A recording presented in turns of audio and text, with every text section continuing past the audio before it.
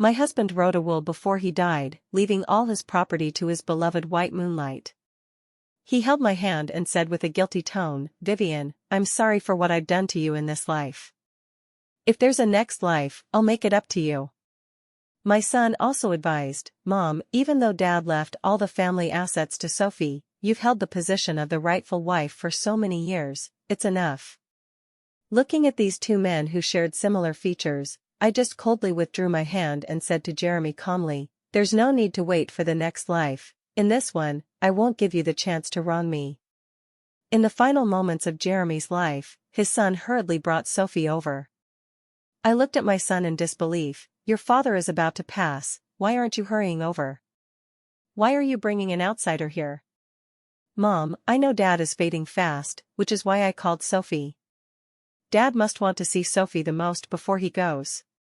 With that, my son ignored my shocked expression and led Sophie into the hospital room. My head suddenly started buzzing, not quite understanding what my son meant by those words. Sophie used to be my son's nanny when he was little.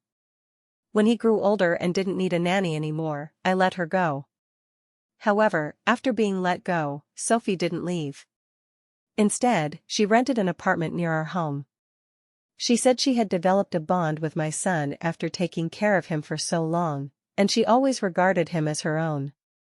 That's why she stayed nearby, helping out whenever she could. I only felt ashamed at the time, and because of that, I even gave Sophie a large red envelope. But I never expected that she would become the person my husband most wanted to see before he passed away. Right at the moment I finally realized and pushed the door open to enter the ward.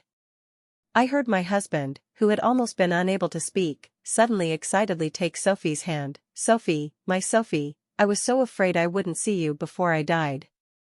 Sophie was already in tears. "Brother Jeremy, what am I going to do without you?" "Don't worry, Sophie. Even if I'm gone, Winston will take care of you." Jeremy gently wiped the tears from the corner of Sophie's eyes with his finger, his heart aching. The son immediately nodded and said, "Sophie, don't worry. Even if my dad is gone, I'll take good care of you." Upon hearing this, Sophie threw herself into Jeremy's arms. I knew brother Jeremy would be the best. Jeremy patted Sophie's back gently and said, "Don't worry, I've already planned everything for you. I've made a will leaving all my family's property to you. Once I die, you can inherit it. Plus, with Winston looking after you, I'll be at ease." Just as the two were pouring their hearts out to each other, I couldn't hold back any longer and interrupted them directly. "What do you mean by giving her all the family's property? That scoundrel, not only did he cheat, but he actually dared to set his sights on my money." Hearing my voice, Jeremy finally looked at me, a trace of guilt flickering in his eyes. Thinking back to before Sophie came along, when he lay in bed lifelessly, completely unresponsive to anything I said. "Vivian, I know I've let you down in this life, but there's no helping it. Sophie is the eternal white moonlight in my heart. With her, there's no room for anyone else." Jeremy spoke with deep affection, but I only found it laughable. I don't know what kind of story the two of them have, but if she is the only one in his heart, why did he bother marrying me and having a child? Mom, Dad, and Sophie were childhood sweethearts to begin with. If it weren't for Dad's career back then, they wouldn't have separated, and you might never have married Dad. After all these years, you've already enjoyed being the legitimate wife. Please don't make Dad leave this world with unease." I simply couldn't be bothered to look at my son who had chosen to side with outsiders. My gaze remained fixed on the man lying in bed. Jeremy, nearly 70 years old, still carried an aura of warm, gentlemanly grace and handsomeness even now when he was showing signs of nearing death. Yet, for the first time, I felt a wave of nausea just looking at him. Perhaps sensing the intense disgust in my eyes, a flicker of sadness passed through Jeremy's lifeless gaze. "Vivian, come here," he said. With one arm wrapped around Sophie's waist, he extended his other hand toward me, gesturing for me to approach. Even though I was extremely reluctant to get close to him at that moment, my curiosity about what nonsense he might spew out made me walk over anyway. As soon as I approached, Jeremy took my hand and said, "I know I've let you down in this lifetime, but this is my only wish before I die. Please, grant it for me." I frowned in silence. Even if you don't agree, I've already drafted the will. You can't change anything. I stared coldly at this dying man, and at Sophie sitting beside him with a hint of a smug smile on her face. How do you know I can't change it? I sneered. Vivian, I have wronged you in this lifetime. It's my fault and has nothing to do with Sophie. If there is a next life, I will make it up to you then. Please don't bully Sophie. Jeremy spoke nervously, but because his body was extremely weak, his voice was already as faint as a wisp of breath. Seeing him in this near-death state, the sadness I felt at first vanished, and I coldly withdrew my hand. There's no need to wait for the next life. In this life, I won't give you the chance to wrong me again. My words seemed to deliver the final blow to Jeremy. He reached out excitedly to grab my hand, yet he simply couldn't manage to grasp it. He called out anxiously, Vivian, Vivian, Vivian. But he lacked the strength, and his voice grew softer and softer until his outstretched hand fell onto the hospital bed, his head tilted to the side, and he fell completely still. Seeing this, my son immediately went to check. After discovering that Jeremy had passed away, he turned to me angrily and said, Mom, what did you do? Did you deliberately make Dad's passing unsettling? Looking at my son before me, in his 40s, yet showing little trace of the years on his face, he strongly resembles his father, blessed with good looks. But now it seems he has not only inherited his father's good looks but also his father's heartlessness. How can we ensure he passes away peacefully? Hand over all the family assets to an outsider? I sneered. Money, money, money, that's all you care about. How can Sophie be an outsider? She was my father's most beloved woman and has taken care of me since I was young. In my eyes, she is like a second mother. What's wrong with my father leaving the family money to her? Auntie always knew, all these years of caring for you haven't been in vain. Sophie was so moved upon hearing this that she covered her mouth, tears streaming down her face. Yet all I felt was how laughable it was, unbelievable that such words could come from the mouth of my own son. How could these be the words of a man in his 40s? It's clear that I must admit my education has failed. Winston, I must remind you that you still have a share in the family property. Are you willing to give that up too? The son held his head high. Why can't I give it up? To let my father rest in peace, I'm willing to forego it. Upon hearing this, Sophie's eyes brightened repeatedly, and finally, moved deeply, she threw herself into her son's embrace. Good child, your father entrusted me to you before his passing. He truly made the right choice. Sophie, don't worry, even though Dad is gone, I'm still here for you, the son said, patting Sophie on the shoulder. Sounds nice. You say you'll give it up, but do you dare sign the property relinquishment agreement? I looked at the dead man on the bed, deciding to step back and find a seat. It was at this moment that I saw something extraordinary. Jeremy. His soul actually floated up, and I could see it. He floated over to Sophie and Winston, moved to see the two of them united, and rushed forward wanting to hug them, only to pass right through both of them because he was in soul form. At that moment, he seemed to finally realize that he was dead, in soul form. However, he quickly accepted reality and immediately stood on the same front with the two of them, yelling at me, Vivian, you narrow-minded woman. My son is right, all you care about is money, and you have no idea about the pure love between Sophie and me. I pretended not to see or hear, but instead looked straight at my son, using my eyes to signal him to answer the question from earlier. Because I discovered that, in this room, it seemed only I could see Jeremy's soul, the two people opposite me couldn't see him. Otherwise, when Jeremy rushed toward them just now, those two wouldn't have had no reaction at all. Receiving my signal, Winston hesitated for a moment but still spoke up, why wouldn't I dare? My dad has already drafted the will, and I support his decision. If signing an agreement is necessary, then so be it. For Sophie's sake, there's nothing I wouldn't do. Son, don't be foolish. You can't sign it. If you do, you won't be able to help Sophie fight for the inheritance. Your mother is very shrewd, she'll definitely try to take it from Sophie. Hearing his son's willingness to sign the asset waiver agreement, Jeremy grew anxious.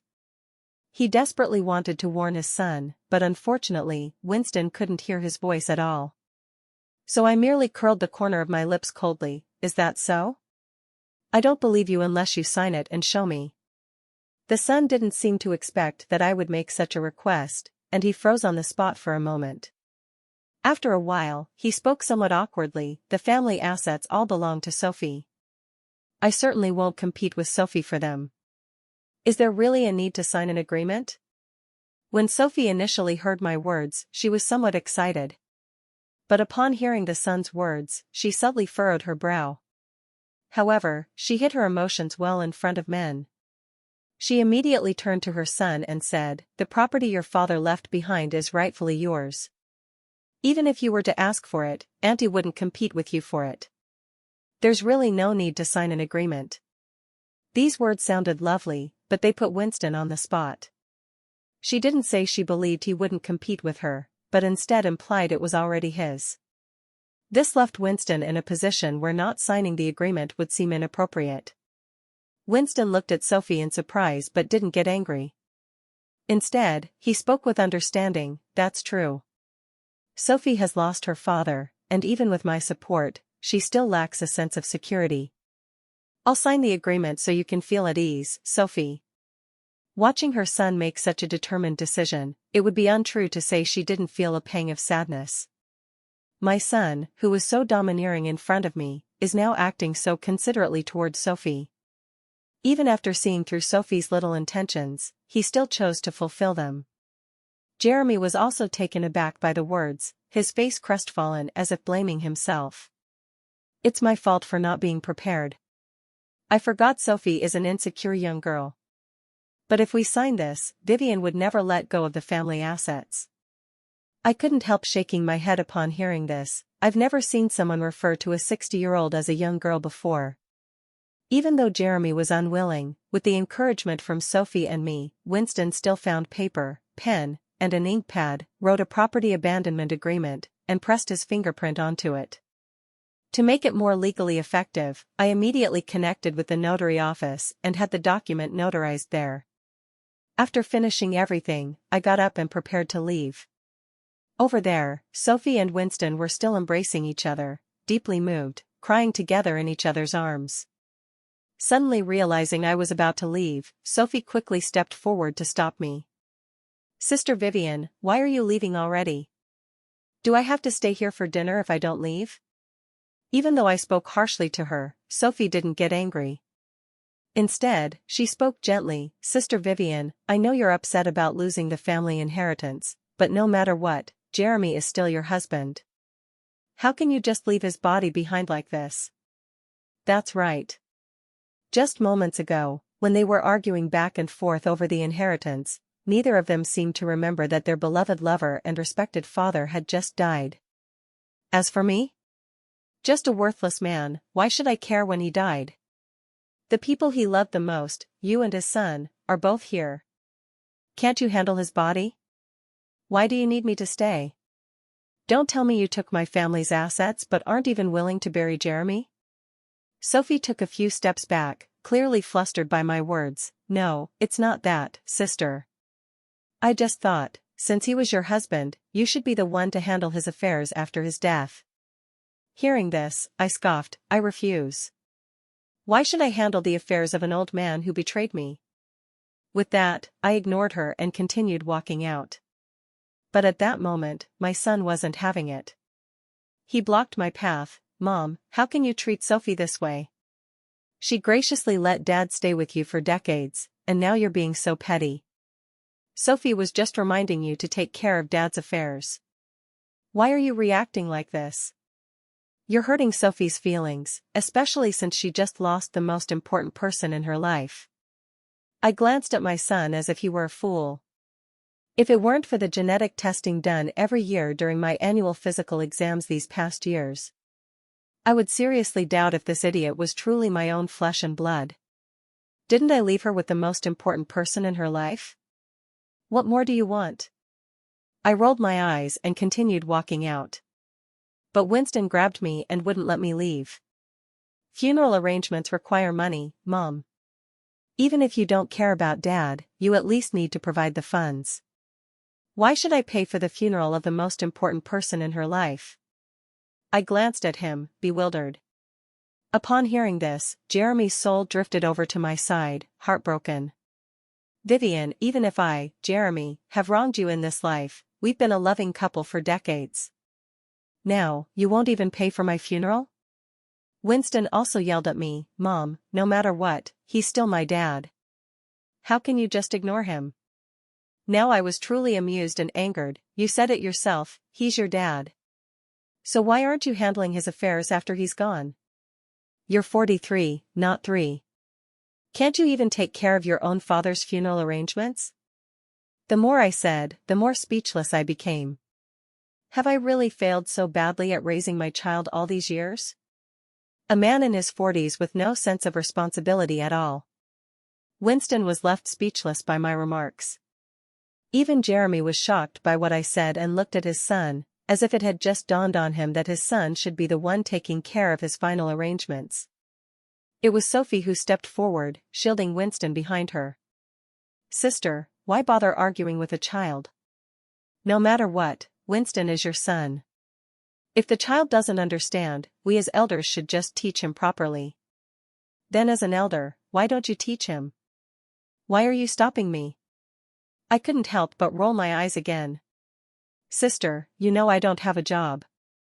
If it weren't for brother Jeremy helping me these past few years, my life would have been really tough.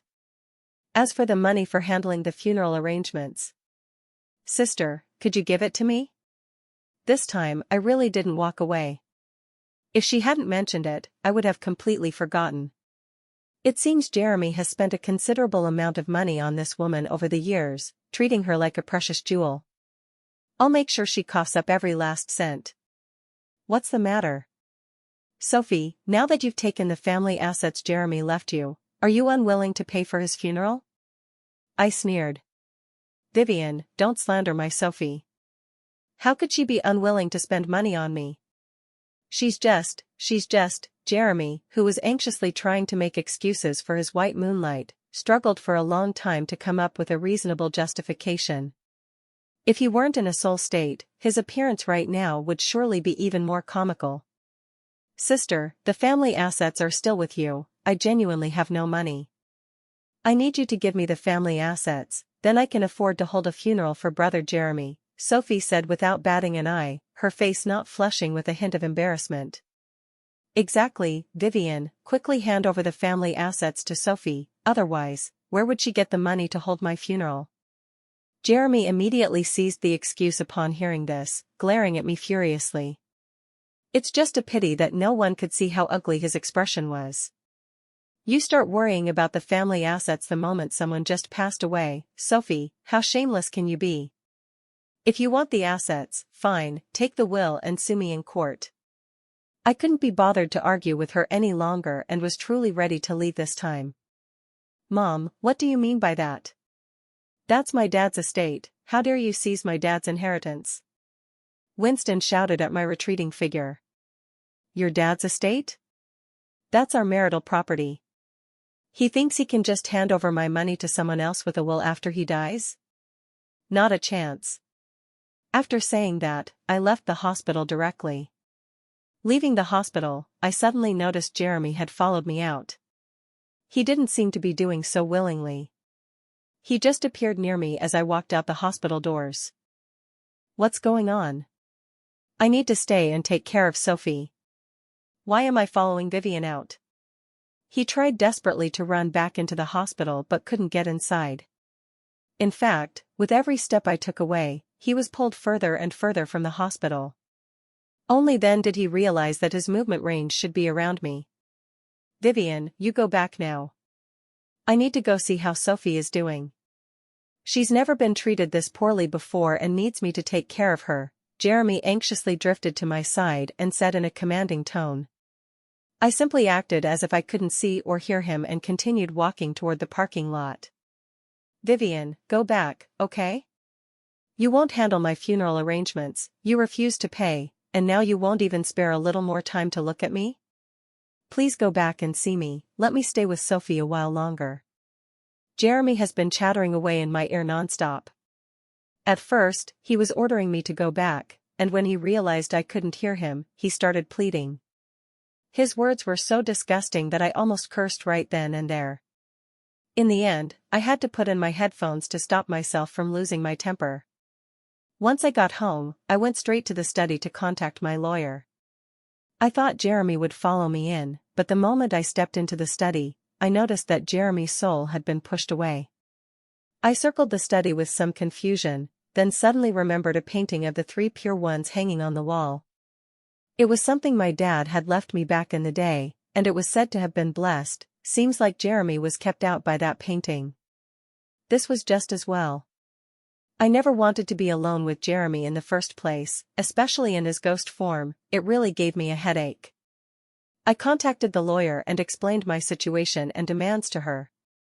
The lawyer's reply came quickly. Vivian, rest assured, the assets listed on Winston's will are marital property, he has no right to give it all away. Since it's joint property, that means we each own half.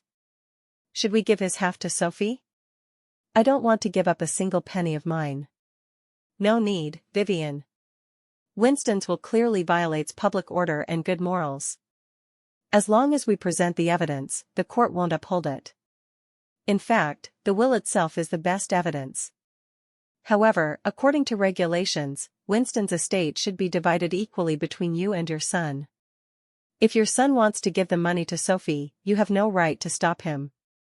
Hearing this, I felt relieved. That's not a problem anymore. My son has already renounced his right to inherit the estate. It was just notarized a moment ago. Upon hearing this, the lawyer was quite pleased. Then there's no problem at all. Vivian, rest assured, Sophie won't get a single penny of that money.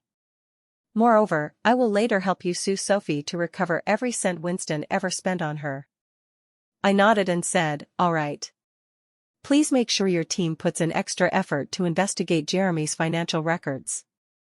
I will provide the authorization on my end. Understood, Vivian. After sorting things out with the lawyer, my mood lightened a bit. To be honest, I was quite shocked today.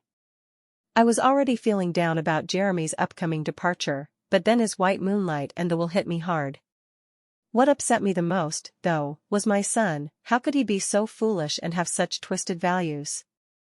Thinking about it, I suddenly made a decision. Children and grandchildren will find their own happiness. From now on, I don't want to care about his life or even his life and death.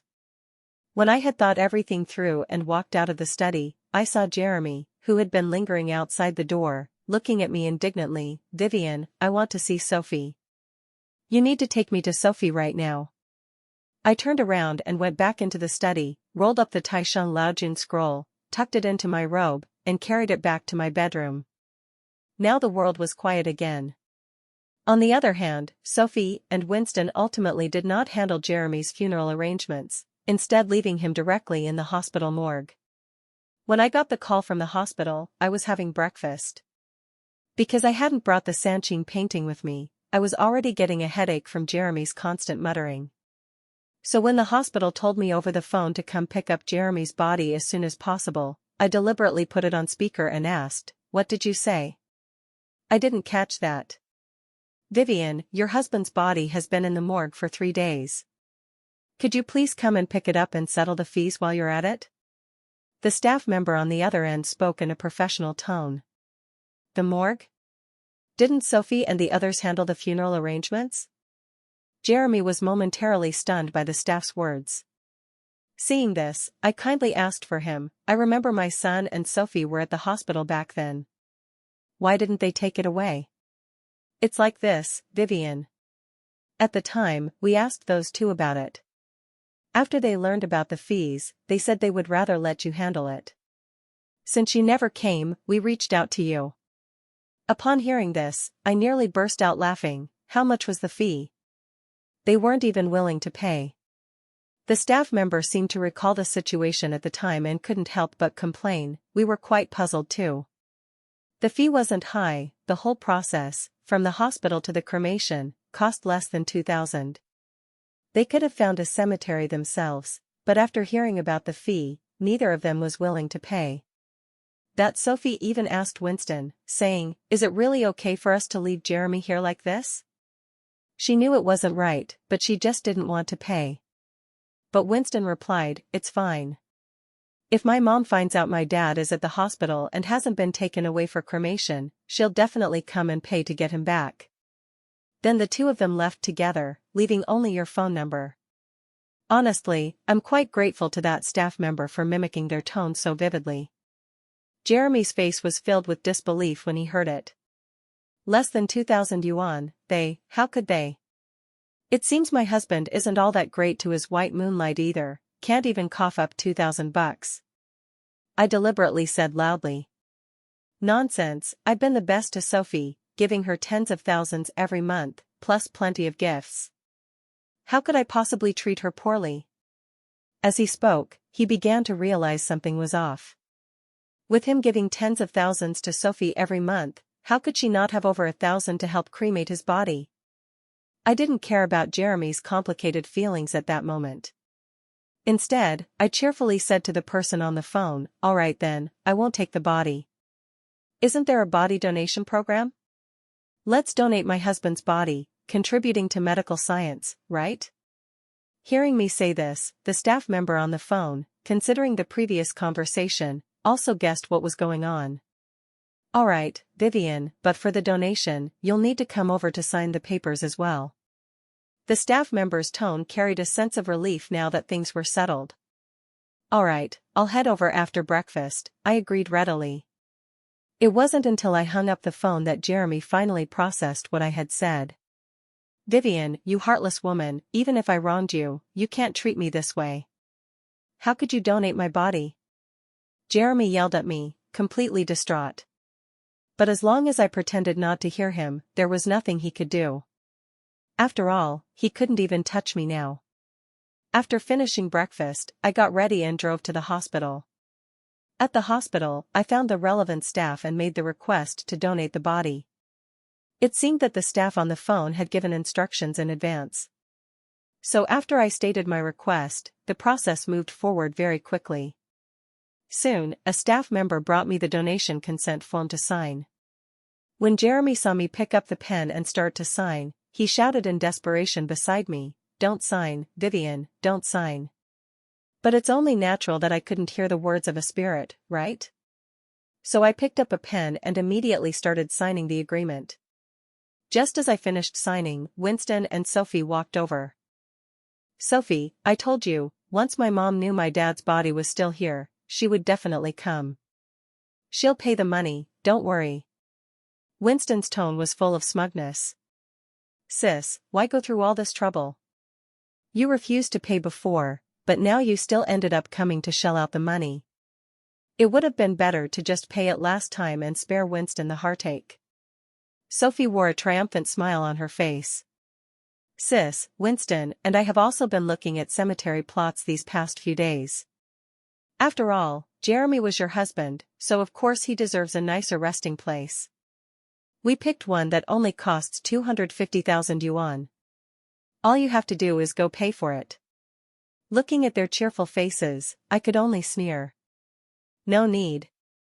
Jeremy won't be needing a burial plot." My words left them both stunned, unable to understand what I meant. As for Jeremy, who was hovering in the air, this time he didn't rush to Sophie's side. Instead, he hung his head in defeat as he watched the staff take away the donation consent form. "Mom, what do you mean?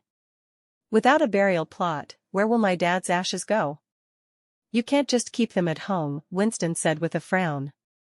"Yes, sis, even if you can't bear to part with Jeremy, you can't keep his ashes at home. Besides, Jeremy has already given me all his assets, and the house is mine too. I don't agree to keeping the ashes at home." Sophie also expressed her dissatisfaction. Her dissatisfaction caught the attention of Jeremy, who had been lost in thought nearby. He looked at Sophie with some confusion. "Sophie, do you really dislike my ashes that much?" It's just a shame that Sophie can't see or hear him, so there's no way she can answer at all. "Who said anything about ashes? I've already donated Jeremy's body to the national medical cause." In the future, he might serve as a big body teacher in some school's classroom, who knows? I gave a faint smile and picked up my bag to leave. Donated? Winston exclaimed in shock. Mom, how could you donate Dad's body? Of course, he should be laid to rest in the ground. What's all the shouting about? I covered my ears. Why are you being so loud? Wasn't it the two of you who didn't want to keep your dad's body in the morgue? That's taking up someone else's resources, and it's not right. Donating him was a good deed, you know? No, Mom. We're not neglecting it, we just want you to handle Dad's funeral arrangements. Think, you're the only one who can think? I said that day, I don't want to deal with that scumbag's funeral. You guys left him here yourselves, and I don't want to handle it, so of course, I had to donate the body. I spread my hands, indicating this wasn't my fault. Winston looked utterly incredulous, and also regretful. Yet, he found himself unable to refute my words, so instinctively, he glanced toward Sophie, hoping she would help him out. But now he realized that upon hearing her father's body had been donated, Sophie showed not a hint of regret or sorrow. Winston turned to Sophie in astonishment and asked with disbelief, Auntie, how could you just stand by and watch Dad's body be donated? Only then did Sophie realize she had been too calm, but she quickly adjusted her expression. Winston, how could I bear to have your father's body donated? But your mother has already signed the papers without heeding any protests. There's nothing I can do about it, after all, I'm not your father's legal wife. Sophie wiped away non-existent tears from the corner of her eye with a sorrowful expression. And actually, Auntie thinks what your mom did is pretty good. Winston was even more shocked this time. Auntie, what are you saying? Winston, listen to Auntie first. With your dad gone now, and your mom not willing to handle his funeral arrangements, well, Auntie, even though I was the one your dad loved most, I'm not officially in a position to take care of his funeral. Donating the body solves this problem for us and also does something good for your dad. Anyway, this is a contribution to medical science, and it's also a way for your dad to accumulate merit in the next life. Your dad was a good person all his life, he'd definitely want to do this last good deed. Sophie's words struck a nerve, and Jeremy completely lost his composure. If he weren't already a spirit unable to interact with the physical world, I suspect he would have lunged forward, gripping Sophie's shoulders, demanding why she would say such a thing. Sophie, that's my body you're talking about. You know perfectly well that my greatest wish was to be laid to rest, to be buried by your side when your time comes. How could you possibly claim that I agreed to donate my body? Sophie, hurry and tell Winston to retrieve my body. Jeremy was almost choking back sobs, but unfortunately, Sophie couldn't hear a word of what he was saying. Instead, Sophie's words managed to persuade his son. Winston didn't understand at first, but after listening to Sophie, he instantly calmed down. So, if we donate my dad's body, we won't have to handle the funeral arrangements or buy a cemetery plot. Exactly. Once the body is donated, there's no need for a cemetery plot. You can simply hold a memorial service for your father. So saying, Sophie turned her gaze toward me. Sister, this memorial service should still be held by you. After all, you are Jeremy's wife. Your brother Jeremy's wife said there's no need to hold it. I scoffed, then turned to leave. No service? Sophie was completely bewildered by this. Why not? Not only are you not going to take care of Jeremy's body, but you won't even hold a memorial service? That's right, Mom, how can you be so heartless? Winston chimed in.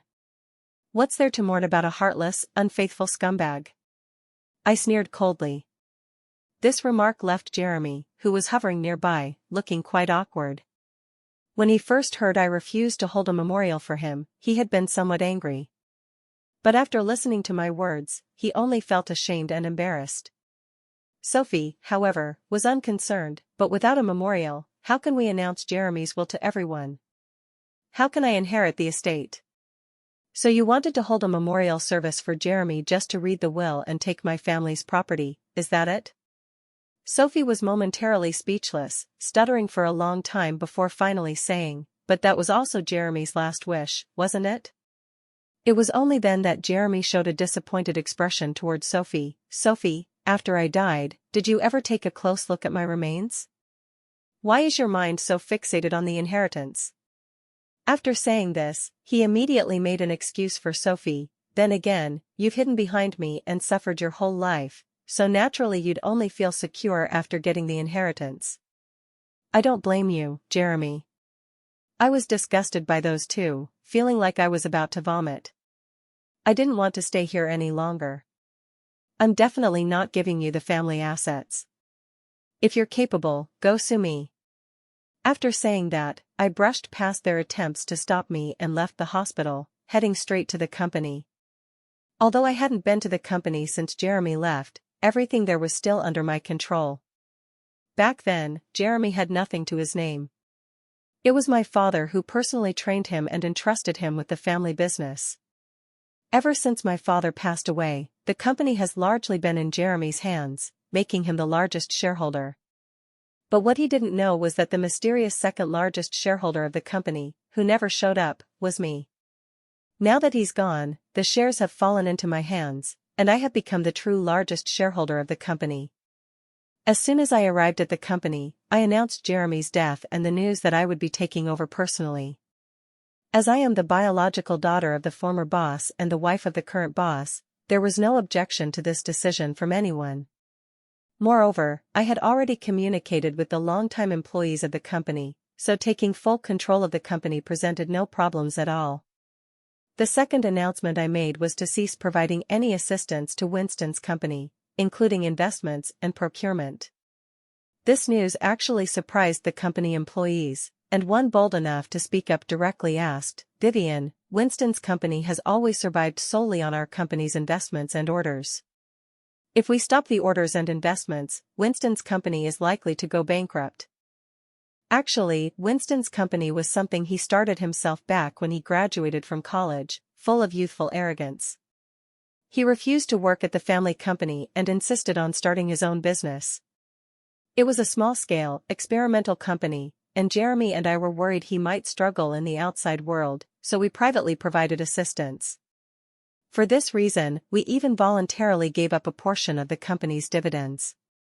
Now that this son of mine insists on siding with an outsider to provoke his own mother, I naturally have no obligation to care about whether his company lives or dies.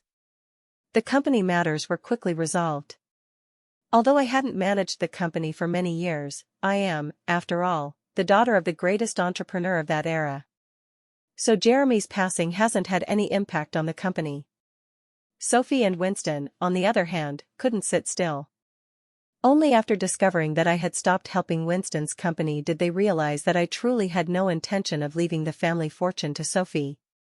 So Winston personally went to find a lawyer to help Sophie file a lawsuit. That's why when I saw the two of them again, it was in court.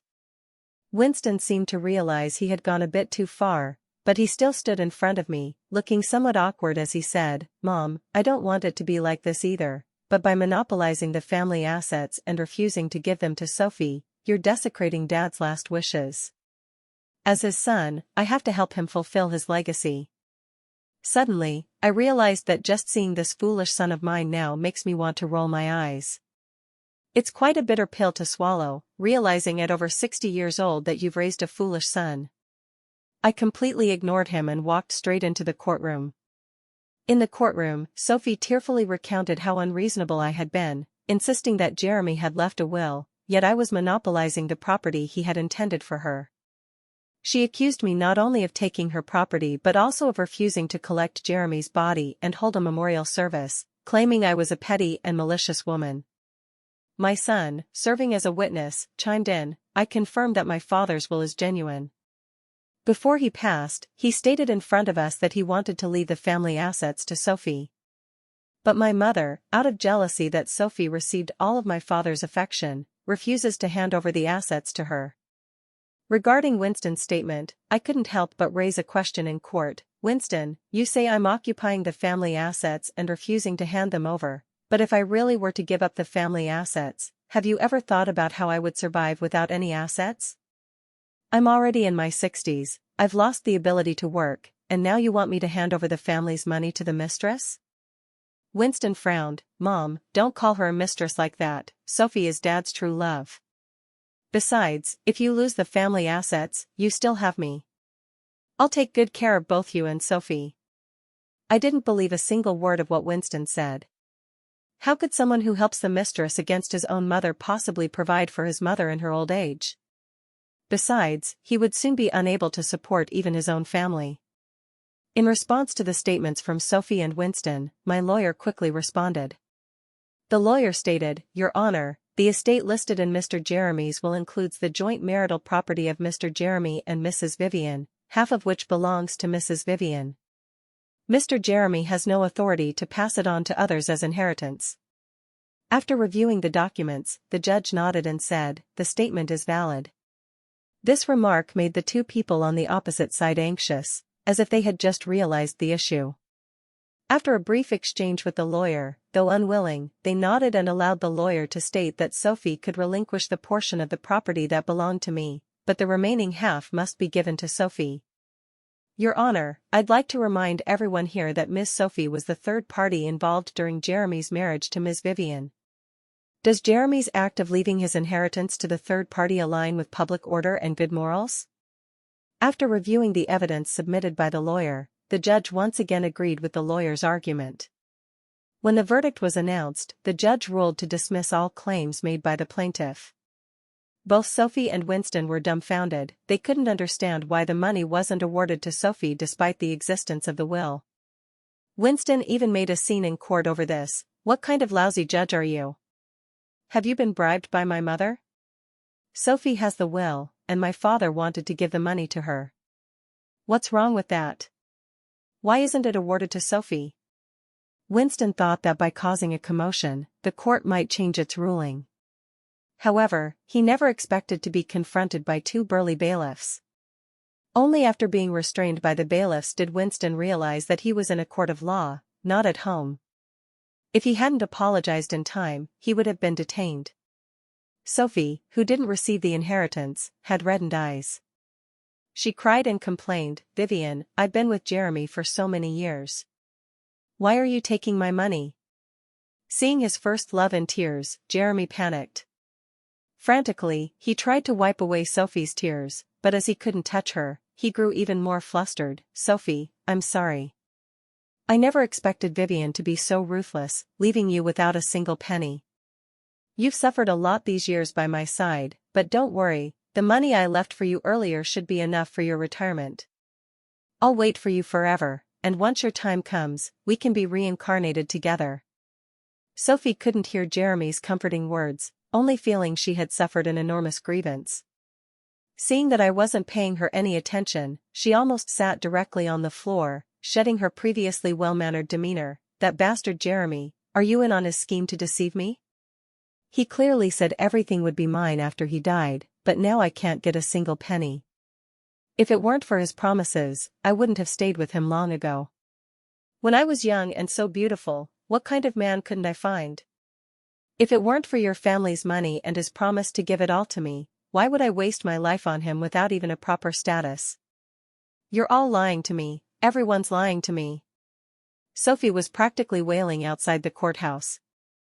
Her lament shocked Winston and Jeremy, the father and son. Jeremy, in particular, turned deathly pale and wore an expression of disbelief the moment he heard that Sophie had stayed with him for the money. Sophie, didn't you stay by his side because of your true love for my father? Pa, what true love? When I was young and penniless, he still wanted to pursue me. Later, when he had money, he arranged for me to work as a nanny in your household. If it weren't for the fact that he married a wealthy wife, changed his status, and was willing to spend money on me, do you think I'd even bother with him? Sophie rolled her eyes. So you never really loved my dad? You were only with him for his money? What else? Do you think your dad was a good man? Honestly, I'd wanted to leave him for a long time. After all, what woman wouldn't want to marry a decent person properly? But your dad kept saying his health was poor, and that he might pass away before me any day, promising he'd leave all his inheritance to me. And I kept waiting for the day your dad would go. Who knew that this wait would last decades?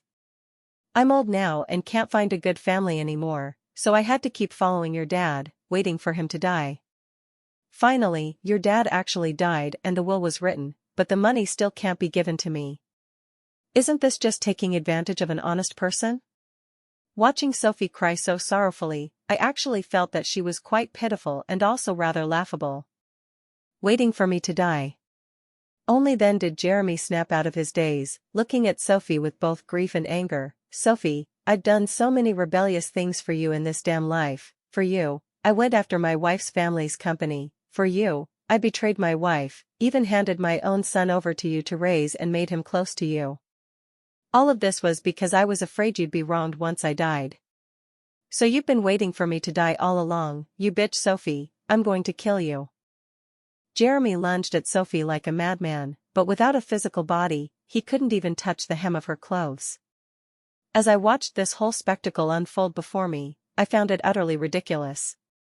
At this point, Jeremy had the audacity to shift all the blame for what he'd done onto Sophie, claiming everything was done for her sake. Men, how shameless they truly are. It was only then that Winston realized that the aunt he had been helping all along was actually such a person. With reddened eyes, he said, Sophie, you wretched woman. I went against my own mother for you, and now you tell me that all these years you stayed by my father's side just for his money. Were you so good to me all along just for his money too? Obviously, Sophie, who couldn't get the money, didn't care anymore. What did you think you were? A good child? Since you were little, you've been disobedient and annoying.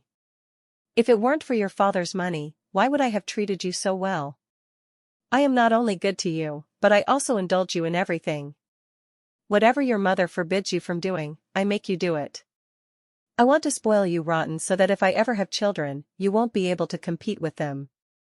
But your father just isn't up to it. All these years, he hasn't given me a child. You've been spoiled by me, and now you're useless. Sophie's words hit Jeremy and his father far too hard. Winston was the first to break down. What do you mean by saying I've been raised into a useless person? So you've intentionally told me, in front of my face since I was a child, that my mother had unreasonably high demands and didn't love me. You deliberately withdrew me from those tutoring classes, allowed me to fool around everywhere. It was all on purpose to raise me into a useless person? This can't be true. You're lying. How could I possibly be raised into a useless person? Where exactly am I useless? Winston refused to accept this reality. Even I was shocked. It turns out that when Winston was young and not doing well academically, all the tutoring and training classes I enrolled him in were cancelled. At this moment, Jeremy hovered dejectedly next to Sophie, his eyes filled with sorrow. Back then, you said you couldn't bear to see my child suffer, that he was still young and didn't need to be judged solely by grades. You told me to hand him over to you for education, and I listened to you, withdrawing him from all those classes as you suggested. Those were all your calculations, just to ruin my son? Jeremy's questioning, Sophie couldn't hear. But Winston's questioning Sophie did answer, otherwise? Look at yourself now. If it weren't for your father's company helping you, do you really think your own company could survive?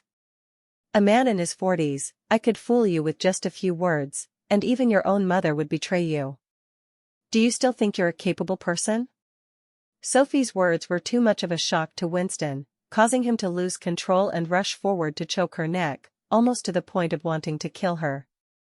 However, we are currently in a courtroom, and soon staff members had Winston restrained. This old bitch deceived my father for a lifetime and now wants to ruin mine. I'm going to kill her. Winston roared insanely and acted irrationally, quickly being restrained by the bailiffs. Under Sophie's strong demand, he was directly taken to the Public Security Bureau. As he was leaving, Winston shouted frantically at me, Mom, I was wrong. Please save me, Mom. Of course, I didn't pay any attention, and instead, I looked at Sophie, who was acting insane on the ground, and said, Sophie, are you satisfied now? Not satisfied. Sophie, with red eyes, screamed at me like a madwoman, I'm not satisfied. All of Jeremy's money should be mine. If you hadn't occupied my position as Jeremy's wife, his inheritance would rightfully be mine. Seeing her look so self-righteous, I nodded with amusement. You're right. If you were Jeremy's wife, that money would indeed be yours. Unfortunately, you're not. So, every single penny Jeremy spent on you over these decades actually belongs to me. So, Sophie, just you wait. I'll sue you as Mrs. Jeremy to return our joint marital assets. Upon hearing my words, Sophie panicked. Return? How is that possible? Jeremy gave that to me willingly. Would you like me to educate you on the law? Joint marital assets used on a mistress are invalid. I can demand their return. You'd better go home and start gathering the money. I've already had someone check all the transfer records from Jeremy before he died, not a single cent will be missed. No, that's impossible. How could money given to me be returned to you? Sophie refused to believe it, shouting and screaming at me. But what good does it do? By the time she received the court summons, she sought out every lawyer she could find, only to be told that she would have to pay back every penny she had spent. She completely broke down, calling me in tears and begging me to let her off. Vivian, I was really wrong. I'm old now with no income, I simply have no money to pay you back. Please, just let me go. Sophie cried heart-wrenchingly over the phone. But how did she treat me when I was hurt by them back then? I didn't shed a single tear. If you have no money, just become a deadbeat. The house you live in now, the car you drive, the bags you use, and the clothes you wear will all be auctioned off. You can also pick up trash to save money and repay me. Of course, given your current age and compared to the money Jeremy gave you, you'd probably be picking up trash until you die. After saying that, I immediately hung up the phone and urged the lawyer to speed up the process, hoping to recover all the money from Sophie as soon as possible. After all, I, Vivian, am no benevolent saint. Anyone who dares to scheme against me must pay the price. Jeremy, upon hearing my decision, didn't yell at me this time about not bullying his Sophie anymore. Instead, he clapped and cheered from the side. Yes, that's my wife for you, that's exactly how to deal with that bitch Sophie. Thank you, honey, for avenging me. I felt nauseated listening to his words. Just as I stood up to leave, Winston was released from detention. He looked utterly exhausted and immediately knelt before me, saying, "Mom, I was wrong. I've come to apologize, please calm down. After you stopped supporting my company, it went bankrupt, and Sophie, that old bitch, has swindled nearly all my money. Now, my wife wants a divorce and is taking our daughter away. Mom, please help me." Winston had tears in his eyes, looking both obediently repentant and deeply sorrowful. Such a pitiful sight would indeed soften a mother's heart. It's just a shame that his mother is me. When I think of what my own son did to me at the moment I was about to lose my husband, I cannot find it in myself to forgive. It seems my daughter-in-law has clearer judgment than I am fortunate to have had. All right, go home and tell your wife, once you're divorced, she and our granddaughter will be taken care of by me. As for you, Winston, from the moment you stood by Sophie's side, you were no longer my son. I got up and walked straight past him. He tried to come after me, clutching my leg to block my way, but he was stopped by the bodyguard I had arranged in advance. Throw him out, and don't let him near my house again. After giving the order to the bodyguard, I went straight to the garage and drove off. In the car, Jeremy kept droning on, "Vivian, I know you're furious about this situation, but Winston is still your own son. You can't just abandon him. Everything that happened was my fault, so if you want to blame anyone, blame me. Even if Winston made mistakes, you should forgive him for being your own flesh and blood." Just as I was on the verge of going crazy from his nagging, we finally reached our destination. Jeremy hadn't noticed yet that I had already stopped the car. He continued to say, "Darling, if there is another life, I will treat you better and make sure you are happy. Please just forgive Winston. There's no need to wait for the next life. I can be happy in this one." Suddenly hearing my response, Jeremy looked at me in shock. "Wife, you can hear me talking?" I nodded. "I can see you too." Jeremy's expression grew excited at my words. wife, it seems we truly are a match made in heaven. Don't worry, from now on I'll be by your side, accompanying you for the rest of your days." Upon hearing this, I let out a scornful laugh. "You're dead, so our marriage is dissolved. Stop calling me wife. And for the sake of living out the rest of my years happily, you'd better not stick around and disgust me." With that, I got out of the car. Jeremy didn't understand. "Vivian, are you still angry? I know cheating was my fault, but didn't you manage to protect our family's assets? Why are you still upset?" He anxiously chased after me, completely unaware that he had followed me into a temple. The moment he stepped into the temple, Jeremy's soul was immobilized by a talisman. A Taoist priest in a robe stepped forward. "Vivian, your husband's spirit is now under control. He will no longer appear by your side from now on." I nodded and said, "Then I'll trouble the Taoist priest to properly refine this evil spirit in the future, making sure he doesn't escape and doesn't live too comfortably either. Don't worry, any evil spirit that enters our Zhenling temple will experience something akin to the 18 layers of hell." With that, I finally felt at ease, after paying the Taoist priest the appropriate incense money. Without any hesitation, I turned and walked away, completely ignoring Jeremy's pleading gaze. He thinks that betraying me is okay because he's dead? I, Vivian, have always held grudges. Even if you're dead, I'll make your spirit pay. A few months later. Sophie's house, car, bags, and jewelry were all forcibly auctioned by the court, leaving nothing behind. The last time she called me, her voice was so hoarse it didn't even sound human. "Vivian. Sister, I really can't pay back the money. Please, just let me go. I'll even pick up trash if I have to." I replied coldly, "Pick up trash? That's a great idea. Weren't you always the best at playing the victim? Now's your chance to shine." Then I hung up and blocked her. Later, I heard that she owed so much money and refused to repay honestly, so she was listed as a dishonest debtor, served a few years in prison. When he was released from prison, he was already in his 60s, his hair was gray, and his face was full of gullies carved by time and resentment.